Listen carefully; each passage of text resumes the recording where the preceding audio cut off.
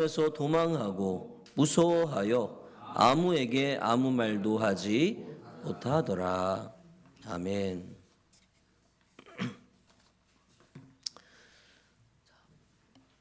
오늘은 예수께서 부활하신 날을 기념하여 지키는 부활주일입니다.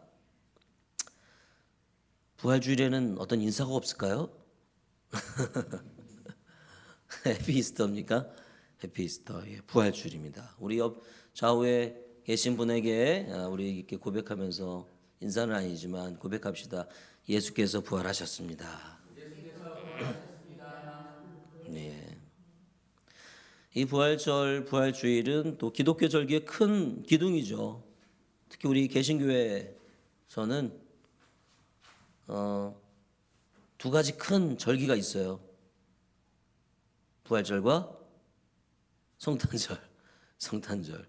그죠? 아주 큰 1년에 두 가지 큰 기둥이죠. 그리고 그 둘 다 모두가 모든 그리스도인들이 기뻐하는 기쁨의 날입니다. 성탄절은 예수님께서 우리를 구원해 주시고 우리를 구원해 주시어 이 땅에 오신 그런 절기이고, 또 부활절은 그 구원을 완성하신, 그죠? 완성하신 그런 절기입니다. 그러나 우리가 매번 절기를 지키지만 이 절기가 그리스도인에게 기쁨만 주는 것은 아닌 것 같아요. 사실 예수의 부활은 오늘 말씀에도 보면 제자들에게 큰 혼란과 두려움을 가져다 준 그런 사건이었습니다. 오늘 우리가 본 마가복음 16장 말씀, 이 말씀은 예수 그리스도를 가장 지근거리에서, 가장 가까운 곳에서 따랐던 사람들의 무엇을 보여줍니까? 두려움과 혼란, 그리고 무서움, 떨림, 어떻게 해야 되나, 이런 것들을 보여주고 있습니다. 즉 예수의 부활은 사람들에게, 특히 그를 따랐던 사람들에게 기쁨이 아니었단 말이에요. 그들은 두려웠고 혼란에 빠졌고 정신을 차릴 수가 없었습니다. 우리 복음서들을 읽어보면 이 제자들의, 오늘은 이 여성 세 사람의 여인들만 나와 있습니다만, 그 이야기를 듣고 들었던 제자들의 혼란스러운 모습을 우리가 볼 수 있지 않습니까? 이것은 우리도 마찬가지인 것 같아요. 그들과 상황이 조금 다르긴 하지만 우리에게도 마찬가지로 보입니다. 예수가 부활했다는 이 사실이 그렇게 기쁘지만은 않습니다. 솔직히 좀 부담스럽기도 합니다. 어떠신지 모르겠어요. 그래서 오늘 이 말씀을 통해서 이 두려움과 혼란에 빠진 제자들이 어떻게 그것을 벗어날 수 있었는지, 그래서 부활의 증인으로 서게 되었는지를 짧은 시간이지만 살펴보면서 우리 역시 그렇게 변화되고 부활의 증인으로 성숙해 가기를, 부활의 증인으로 서게 되기를 간절히 소망합니다. 오늘 세 여인이 안식일 다음 날 이른 아침 예수의 무덤으로 갑니다. 독특하게 이 마가는 세 사람의 여인의 이름을 탁 찍어서 얘기를 하고 있어요. 다른 복음서를 보면 이 세 명만 간 것은 아닌 걸로 보여요. 뭐 막달라 마리아 뭐 이런 사람들도 있었던 것을 보이고, 이들은 예수가 죽은 이후에 장사를 치렀잖아요. 무덤에 안치했잖아요, 그죠? 근데 그 급박한 상황에서 장례를 제대로 치르지 못했다 하는 생각을 가지고 이 장례를 온전히 마치기 위해서 예수의 무덤으로 가고 있습니다. 이들은 안식일이 지나고 그 다음날 아침, 전날이죠. 그러니까 안식일이 끝나고 나서 예수의 시신의 발을 향품을 사고, 예수의 시신에 향품을 바르는 것은 뭐 부패를 조금이라도 막 지연시키고 냄새 나는 것을 막기 위함이죠. 그렇게 그것을 위해서 이제 바르기 위해서 가고 있습니다. 그리고 그들은 무덤으로 가면서 이야기를 해요. 어떤 이야기를 합니까? 3절에 보니까 서로 말하되 누가 우리를 위하여 무덤 문에서 돌을 굴려주리요 하더니. 무슨 말입니까? 세 명이 가면서 이렇게 얘기하는 거예요. 아, 무덤 문에 큰 돌이 있는데 그거 어떻게 하죠? 그런 얘기잖아요, 그죠? 그게 어떻게 하지? 걱정이 되는 거예요. 자기들 세 명이 할 수 없으니까. 그것을 굴려줄 사람이 있을지 모르겠네. 보니까 이 여인들은 그 유대 장로들에 의해서 무덤 문이 지켜져 있다는, 지켜지고 있다는 사실도 지금 모른 채 지금 가고 있는 거예요. 그죠? 어떻게 하지? 이런 마음으로 가고 있는 거죠. 이들이 그 전날에 향품을 준비하고 그리고 무덤을 막은 큰 돌을 어떻게 해야 될지 걱정하고 있다는 것은 뭘 보여줍니까? 이들이 예수의 부활을 전혀 기대하고 있지 않다는 것을 보여줘요. 그런 생각 자체를 하지 않아. 이제 끝났잖아요. 끝났으니까 이제 마무리를 하러 가는 거죠. 왜 그럴까요? 왜 그럴까요? 죽음은 삶의 끝이고 결코 다시 살아날 수 없다는 인식이 있잖아요. 그들에게. 죽으면 끝이야. 죽으면 끝이야. 모든 게 끝이야.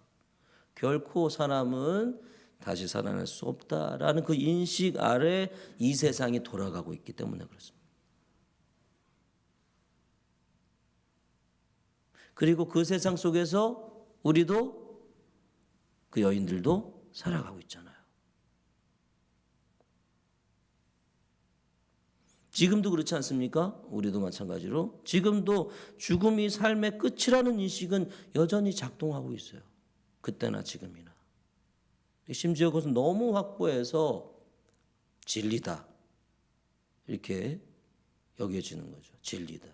죽으면 끝이야. 그렇게 우리 역시 어쩌면 다르지 않습니다. 우리도 부활에 대한 기대나 생각, 심지어 상상조차도 하지 않거나 못하는 사람들이 있을 수 있다. 어쩌면 우리는 매주마다 부활의 아침을 맞아서 예수를 만나러 이 교회로 오는데 부활하신 예수를 만날 상상을 하지 못하고 부활하신 예수를 만날 기대를 하지 못하고 그죠? 이렇게 사는 거지 이러면서 오는 그런 모습일 수가 있다. 죽음이 끝이라는 확고한 인식 위에서 살고 있기 때문에 다만 이 땅에서의 삶만을 생각하면서 오고 있는 것일 수도 있다. 그렇게 예수의 부활을 기념하고 축하하고 기뻐하는 이 절기가 어쩌면 우리에게 그리 큰 기쁨으로 다가오지가 않습니다. 기대하는 것이 별로 없으니까요. 주님을 만나고 주님이 어떤 역사와 은혜를 내려주실지를 기대하지 않으니까 예배 가운데서 하나님의 말씀을 듣지 못하고 그대로 또 돌아가는 거죠. 마치 부활을 생각지도 못하고 하지도 않은 채 무덤으로 가는 여인들처럼 우리도 부활절을 맞아서 우리가 예배로 왔지만 그렇지 않은 부활을 기대하지 않은 채 교회로 오고 어쩌면 하나님을 기대하지 않고 온다면 우리가 그저 장례식일 뿐이다. 장례식에 참여하고 가는 것이 수 있다. 그렇죠? 장례를 치르러 왔잖아요, 이 사람들이. 사랑하는 여러분, 어떤 마음으로, 어떤 기대를 가지고 오늘 부활절 예배를 드리러 오셨습니까? 아니, 매주 예배를 드리면서 어떤 하나님을 만나러 오셨습니까? 우리가 생각하는 상식선에서 움직이는 하나님. 아니 그것을 넘어서 더 위대하고 더 놀랍고 심지어는 당황스러울 정도의 그런 역사를 일으키실 수 있는 그 하나님을 기대하며 우리가 왔는지 아니면 늘 가던 어떤 종교적인 습관대로 왔는지 하나 우리의 마음을 이 여인들의 모습을 보면서 우리의 마음을 한번 점검해 봐야 되지 않을까 생각이 듭니다. 오늘 이 여인들이 걱정하고 있어요. 어떤 걱정하고 있습니까? 돌을 어떻게 하느냐. 이거 너무 큰데. 큰 돌이다. 오늘 성경에 보니까 큰 돌이다 이렇게 얘기하고 있습니다. 마가는. 근데 놀랍게도 여인들의 이 걱정과는 달리 예수의 무덤을 막았던 큰 돌이 굴려져 있는 것을 발견한 거예요. 굴려져 있어요. 그러니까 무덤의 문이 열린 거죠. 어떻게 이런 일이 생겼을까? 어떻게 이런 일이 생겼을까? 왜 이런 일이 문이 열렸을까요? 누가 그랬을까? 솔직히 예수께서 부활하시는데 돌문이 굴려져 있든 없든 상관없지 않습니까? 그렇지 않나요? 생각해 보세요. 예수께서 부활하셨어요. 우리 요한복음에 보면 그 부활하신 당일날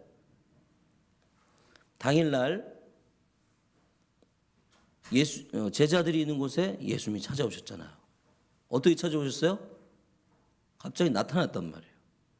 예수님 부활하신 예수님은 그 공간에 제한되지 않으신 분이란 말이에요.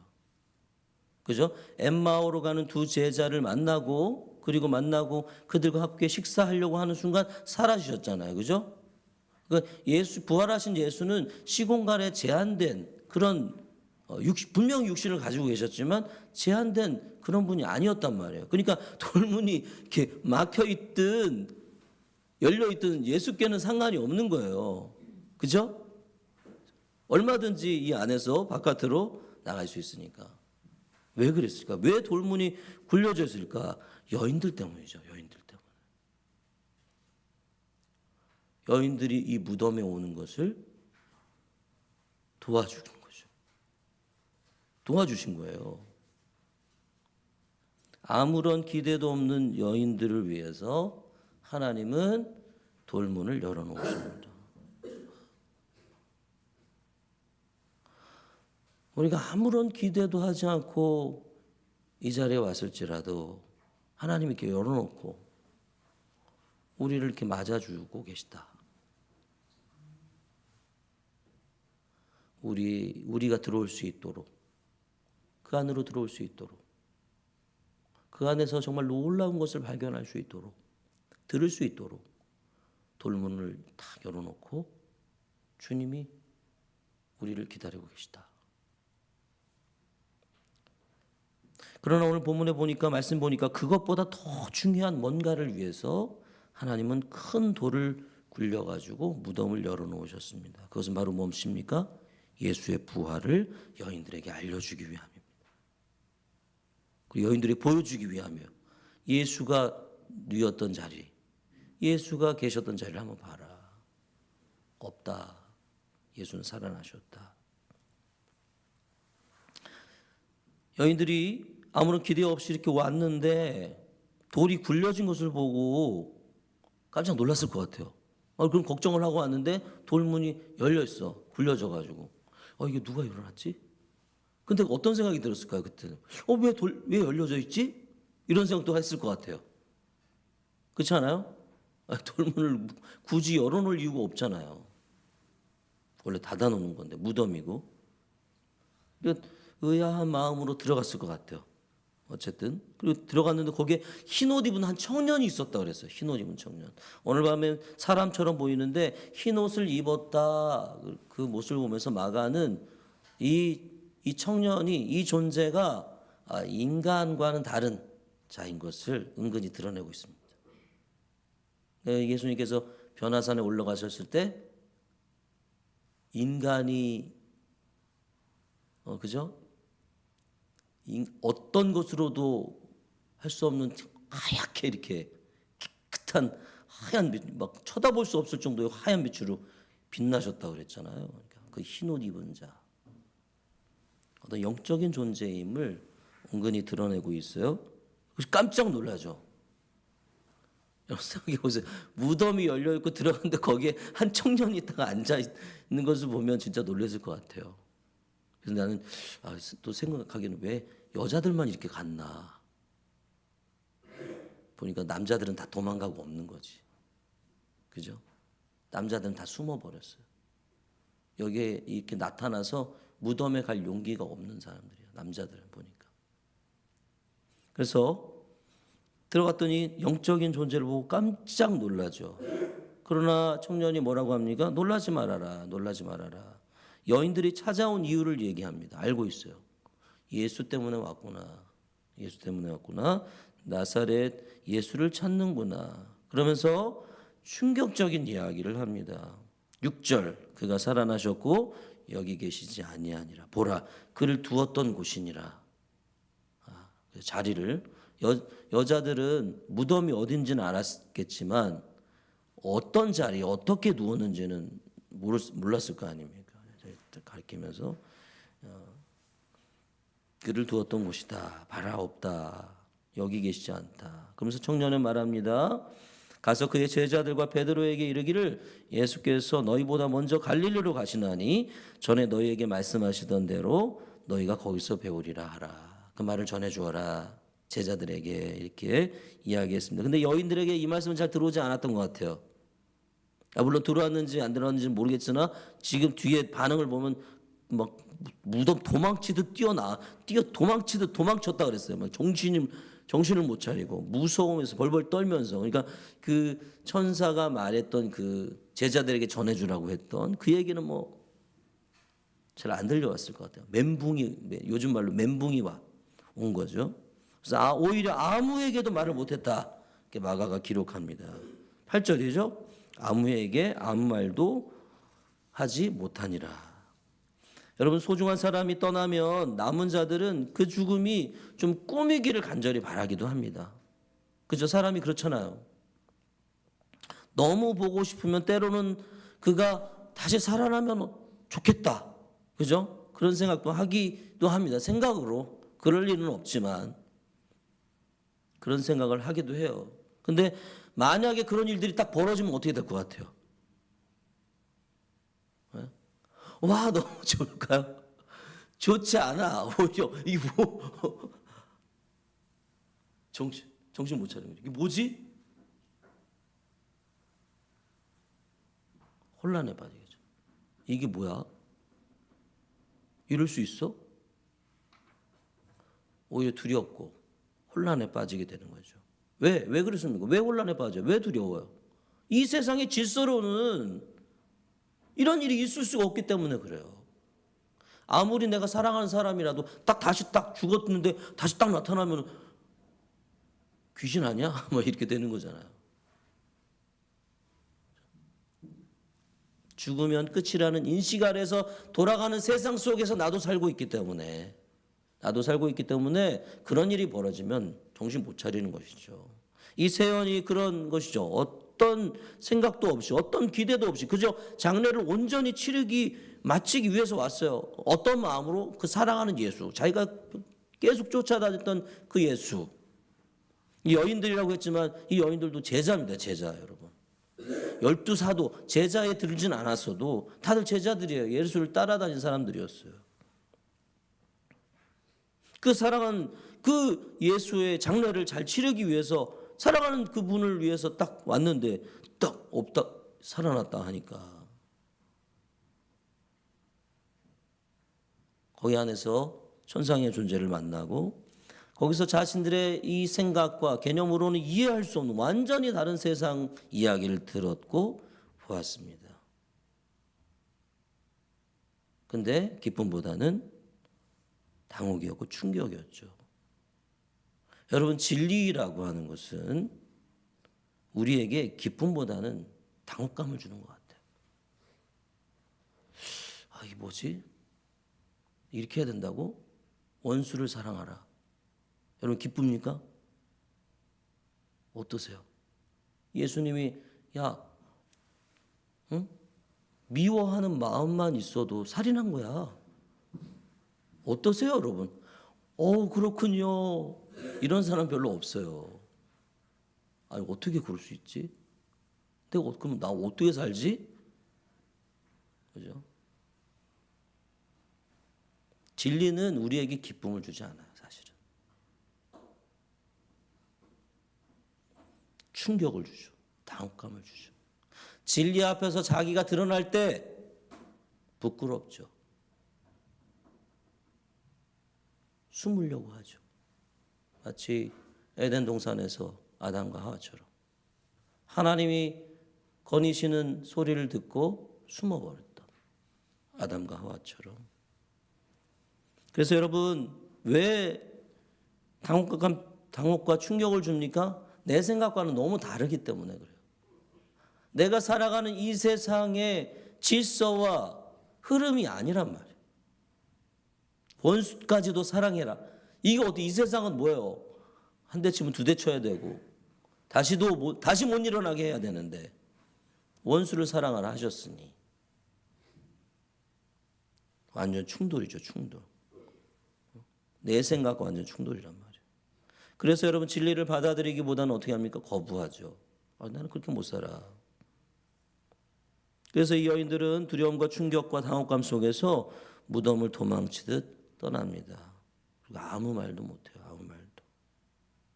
사랑하는 여러분, 예수의 부활 어떻습니까? 여전히 우리에게 충격과 당혹감을 줍니다. 왜? 우리도 세상의 질서 속에서 세상의 생각을 가지고 살아가고 있기 때문에. 근데 여러분, 하물며 하나님을 알지 못하는, 하나님을 안다고 하는 우리도 당혹스러운데 하나님을 알지 못하는 사람들은 뭐야 이게 말이 돼? 그죠? 그들에게는 어떻겠습니까? 그죠? 여러분, 그러면 이렇게 도망치듯 무덤을 떠나버린 이 제자들은 어떻게 부활의 증인이 될 수 있었을까? 이 말도 안 되는 진리를 전하는 사람으로 바뀌게 되었나? 무덤에서 이 한 청년이 세 여인에게 이렇게 말을 해요. 7절 같이 한번 읽어볼까요? 시작. 가서 그의 제자들과 베드로에게 이르기를 예수께서 너희보다 먼저 갈릴리로 가시나니 전에 너희에게 말씀하신 대로 너희가 거기서 배우리라 하라. 갈릴리로 가라 그랬어요. 갈릴리로. 거기 가면 누구를 만난다? 예수를 만난다. 무덤에는 없다. 무덤에는 없어. 예수 갈릴리에 계셔. 갈릴리에 가서 예수를 만나라. 여러분, 어떻게 이 당혹감과 두려움과 이 충격 속에서 어떻게 해야 될지 모르는 제자들이 어떻게 부활의 증인이 될 수 있었습니까? 살아나신 예수를 만나서 그런 거죠. 뭐 어려운 건 아니에요. 만나면 돼요. 만나면 진짜네 확인하면 되는 거죠. 그는 부활하셔서 갈릴리로 가셨어요. 갈릴리로. 따라가면 돼요. 진짜 거기에 예수가 계신가 안 계신가 가서 확인하면 돼요. 갈릴리에서의 예수와 제자들의 만남을 오늘 우리 주보에 제가 올려놨는데요.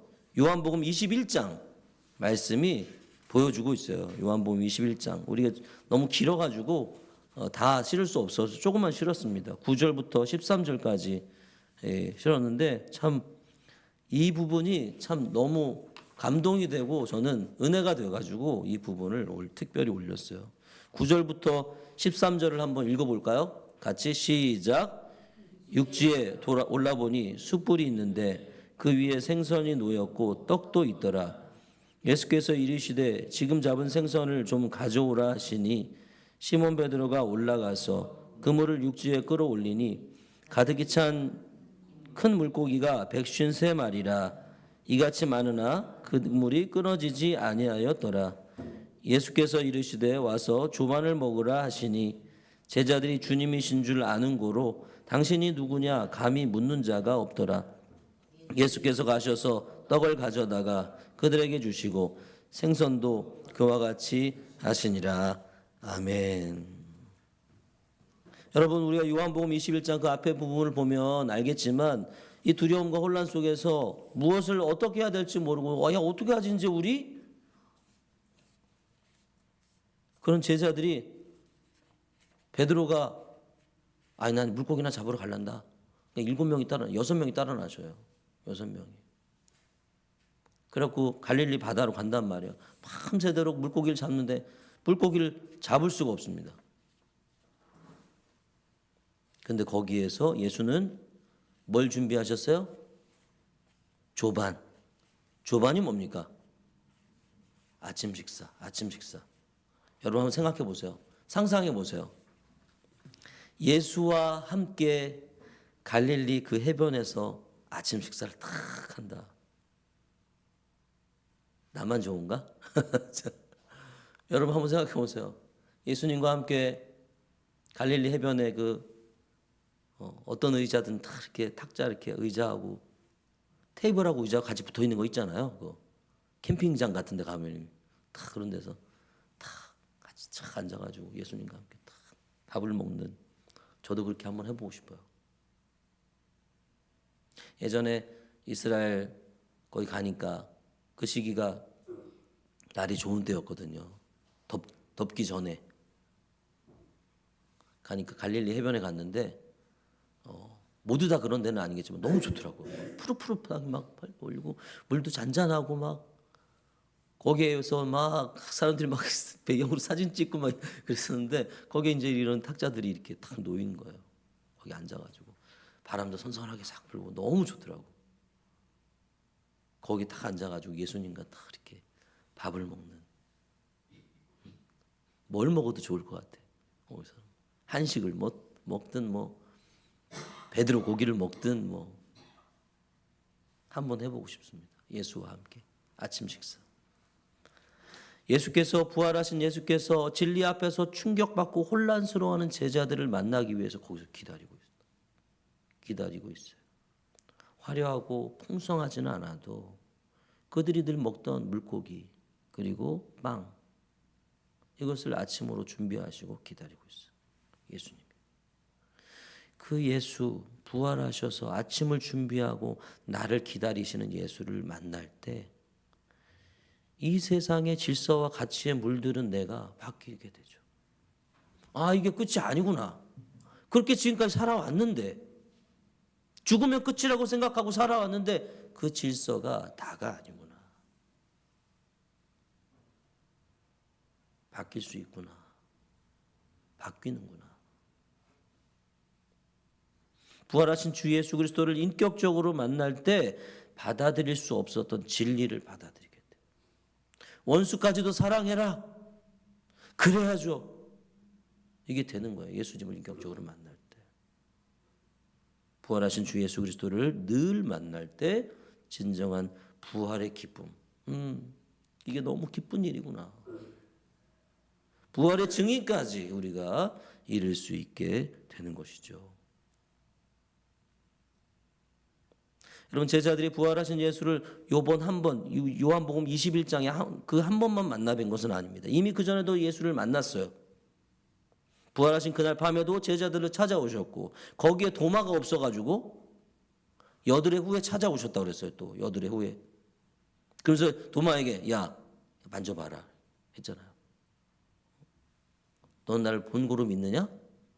보지 않고 믿는 자가 더 복되다. 이런 말씀도 하셨고. 그리고 사도행전에 보면 부활하신 후에 40일간 제자들과 함께 있었다 그랬어요. 40일간 더 있었다 그랬어요. 그리고 하나님 나라를 가르쳐 주셨다 그랬어요. 같이 공부한 거죠.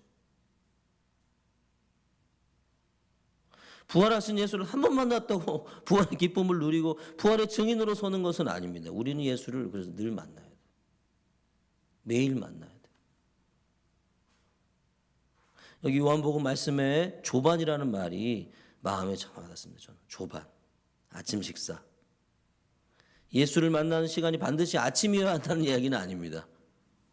그런 아침 시간이 신앙생활 해보고 이렇게 목회 이렇게 해보니까 아침 시간이 제일 나아. 그죠? 그 시간이 제일 집중할 수 있고 시끄럽지 않고 아침에 주님이 밥을 딱 준비해 놓고 기다리고 있단 말이에요.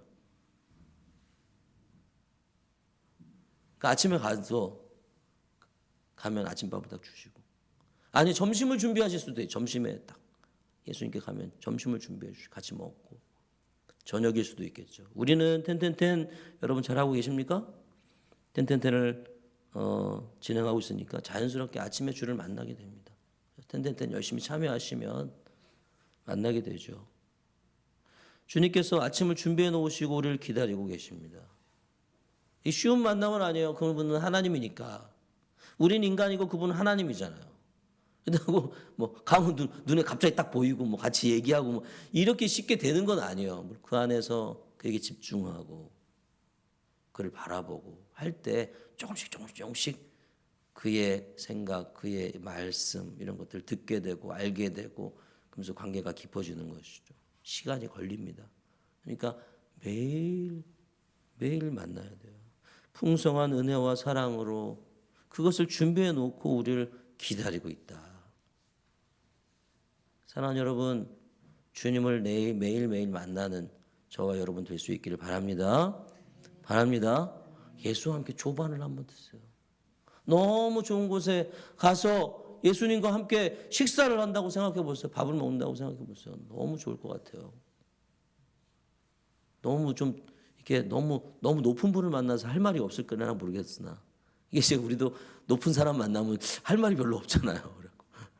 밥만 먹고 있을는지 모르겠으나 여러분 그분은 우리 예수는 그런 분이 아니잖아요. 우리를 다 이해하시고 알고 계시고 사랑하시고 이해하고 계시고 그런 분이잖아요.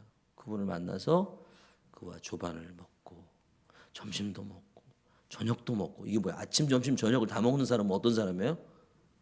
가족이잖아요.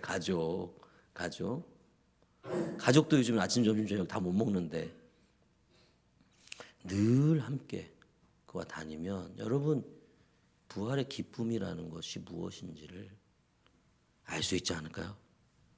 그가 부활하셨다는 이 소식이 나는 그를 늘 만나고 있으니까 너무 자연스러운 것이 되지 않을까요? 부담스러운 것이 아니라 말도 안 되는 이야기가 아니라 그분을 내가 지금 늘 만나고 있어 라고 무작정 누구한테 가서 말할 것이 아니라 준비된 자에게 얘기할 수 있고 그렇게 얘기할 때 그 사람이 그래 우리의 말에 귀 기울이고 주께로 올 수 있는 길이 열리게 되는 것이죠. 사랑하는 성도 여러분, 예수님과 조반 상상해 보시고 그리고 예수님과 함께하는 식사를 늘 가질 수 있기를 간절히 소망합니다. 그래서 이 부활이라고 하는 이 진리 이것이 나에게 기쁨으로 다가올 수 있기를 정말로 큰 기쁨으로 다가올 수 있기를 매번 사실 어떻게 보면 매주마다 우리는 부활의 아침을 맞는 거예요. 그렇죠? 오늘이 예수께서 부활하신 날을 기념하여 이날 개신교는 모이기로 한 거니까 매주에 이 아침이 예수의 부활을 기뻐하고 즐거워하는 그 아침이 되었으면 좋겠고 그리고 매주만이 아니라 주일 예배뿐만 아니라 주중에 매일 아침도 역시 마찬가지로 부활하신 예수님과 함께하는 삶을 살아가서 이 부활의 기쁨을 온전히 누리고 전할 수 있는 자리에까지로 이르고 성장하는 우리 하늘가족의 모든 성도들이 될 수 있기를 주님의 이름으로 간절히 축원합니다. 기도하겠습니다. 하나님 아버지 감사합니다. 오늘 부활의 아침 우리 하늘가족께